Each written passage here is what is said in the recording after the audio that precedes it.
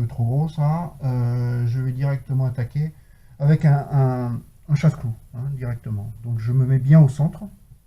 Je me mets bien au centre et là,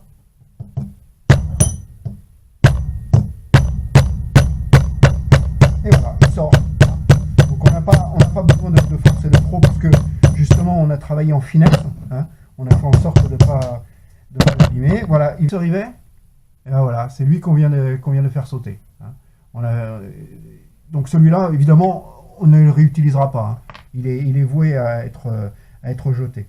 Donc maintenant, une fois qu'on a retiré ce petit rivet, hein, et ben, la biellette, elle est juste là et elle vient, cette biellette. Et là, hop, on peut la retirer. On s'aperçoit d'une chose, c'est que ici, on a donc le trou avec l'axe qui est compris dans cette petite biellette. Hein. Vous voyez, il y a un petit pion dedans. Ici. Et ce petit pion, lui, il a pris du jeu. C'est lui qui a pris du jeu sur les parois, en fait. Avec le temps, le jeu se fait en latéral. Hein. D'ailleurs, bon, c'est très ajusté au départ, mais là, on peut bien s'apercevoir qu'il y a un jeu. Et bien, ce jeu-là, répercuté sur la longueur, en fait que c'est ce truc qu'on entend qui fait le cliquetis. Alors cette pièce, elle est symétrique, hein. Donc il n'y a pas de problème de savoir si l'axe va de ce côté-là, enfin le pion pour l'axe va de ce côté-là ou de ce côté-là. C'est tout à fait symétrique. Donc déjà, celle-là, elle est faite, on peut mettre les pièces de côté. Donc ça, c'est fait. On va s'attaquer à la deuxième, celle qui, elle, va faire tension sur le ressort. Alors, pareil, hein, on se met bien en appui, pour pas déformer la pièce, surtout. Voilà. Une fois qu'on est bien dessus, on met notre chasse-clou et on y va.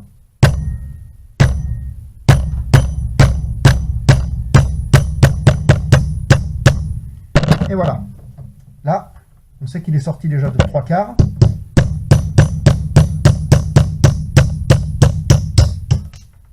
Voilà. Donc maintenant, on a retiré celui-ci, et on va avoir accès à cette biellette. Donc là, on peut la retirer.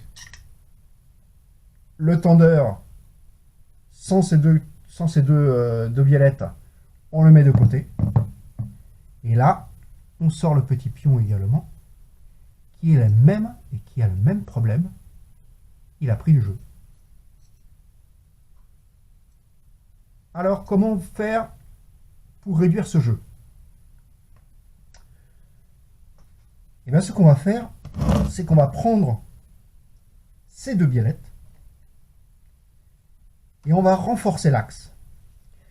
D'origine, ce petit pion appuie sur deux choses.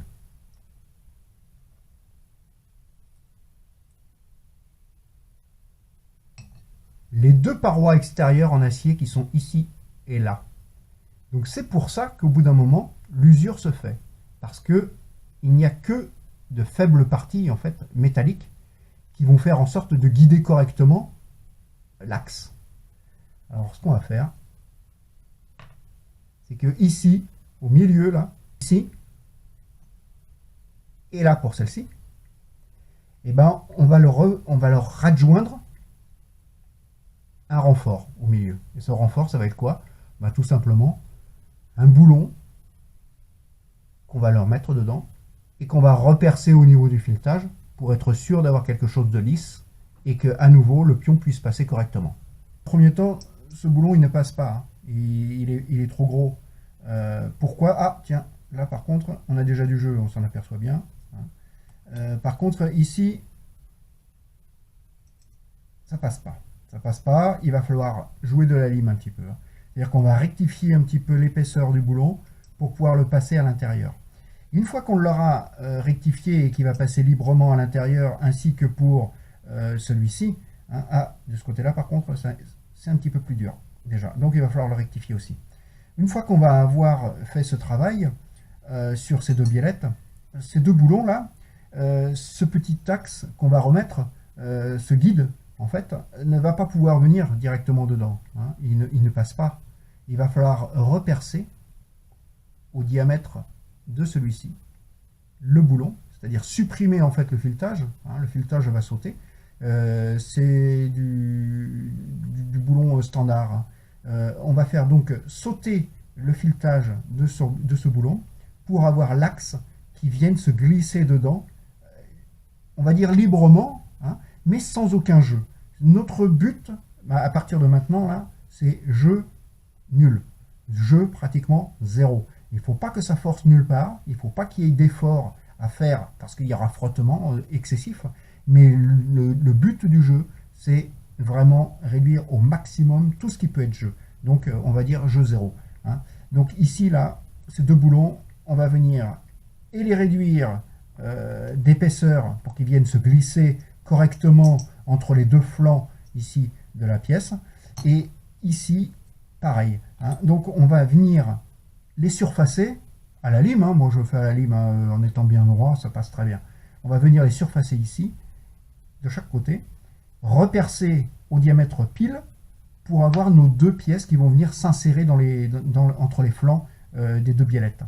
Une fois qu'on va avoir fait ça, et ben c'est simple, hein, on va venir les glisser dedans, et une fois qu'ils seront en bonne position, on va venir leur remettre leur petit axe dedans. Donc le boulon va être prisonnier entre les deux, mais pour être sûr et certain que ce boulon ne puisse absolument pas bouger et renforce vraiment l'axe total, et ben on va le souder. Donc une fois qu'on va avoir ces deux pièces qu'on va venir glisser dedans, on va bien les faire tenir pour que l'axe soit bien définitif, et on va venir souder ici sur l'épaisseur là, et puis également sur cette partie là, hein. Alors j'en ai un qui a déjà été fait, pas par moi, mais qui est fait, et là voilà ce que ça donne en fait, hein. Ces deux boulons ont été placés à l'intérieur ici, hein. Donc ici on va avoir à nouveau nos deux trous qui seront prêts. Là on voit bien que c'était un boulon à l'origine, hein, dedans, on le voit bien ici là, hein. Dedans c'était bien un boulon qu'on a repercé, et donc ces petits pions là vont venir se glisser à l'intérieur là parfaitement pour pouvoir faire un axe fiable. Donc là il est glissé, il est un tout petit peu dur, un tout petit chouïa dur. On peut l'affiner, hein, avec du papier 600 par exemple, du papier de verre 600, on peut venir affiner. Ici on va avoir ça. Ensuite quand on va remonter avec nos nouveaux boulons et écrous, parce que nous on ne va pas remettre des rivets comme je vous le disais, ici donc le mettre dedans en forte. Et après il n'y aura absolument plus aucun jeu. On va faire l'essai, hein, c'est simple. On va prendre cette biellette, on la glisse à l'intérieur. Voilà. On l'aligne.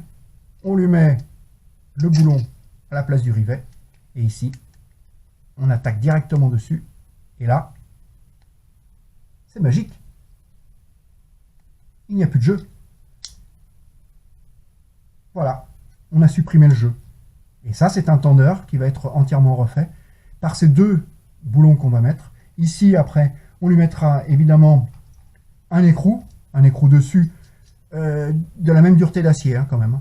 On va lui mettre un boulon qu'on va venir ajuster ici sur le flanc et serrer vraiment que le jeu d'origine soit respecté, hein, que ça puisse faire coulisser le ressort correctement. On va venir donc mettre le boulon ici à ras, et ensuite on va venir couper pratiquement à ras. On va laisser un tout petit chouïa de plus de filetage. On va couper pratiquement à ras ici l'excédent de filetage, et on va venir le mater. Alors on va venir le mater comment? Et ben on va poser ici sur un tas ou sur le tas de l'étau, et avec la masse, et ben on va taper sur le filetage pour l'écraser légèrement et être sûr que ce boulon ne puisse pas ressortir. Voilà. Et le tendeur sera complètement sans aucun jeu et ne fera plus jamais aucun bruit. Donc voilà, au lieu de dépenser une somme assez conséquente dans un tendeur neuf à chaque fois, parce qu'il reprendra de toute façon du jeu au fur et à mesure du temps, et bien là, on a la solution pour pouvoir supprimer ce jeu complètement.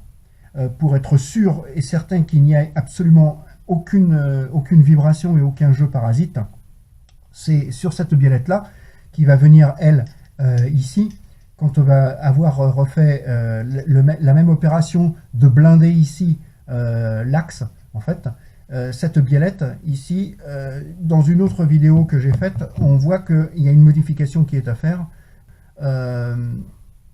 Ici, on rajoute un petit arceau soudé, hein, un tout petit arceau soudé. Et ici, on va mettre un axe qui va se placer sur la fin du tendeur, ce qui va nous permettre de pouvoir adjoindre un ressort de traction en travers. Un ressort qui va tendre très légèrement en arrière cette petite biellette pour éviter qu'il y ait le moindre jeu, on va dire, et le moindre cliquetis de distribution.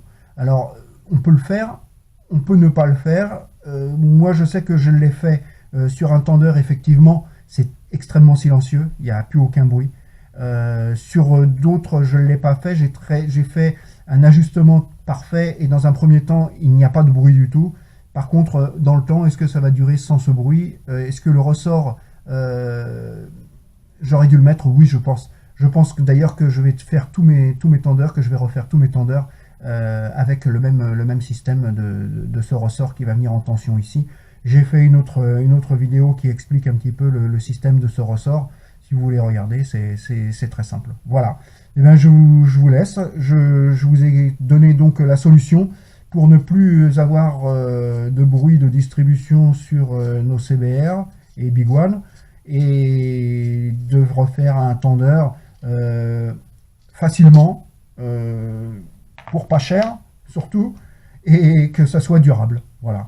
Donc, il ne reste plus qu'à vous mettre à vos étaux, à vos limes, à vos Dremel et à vos perceuses, et à rectifier ce petit souci qu'il y avait de cliquetis. Voilà. Et bien écoutez, j'espère que cette vidéo peut servir au plus grand nombre.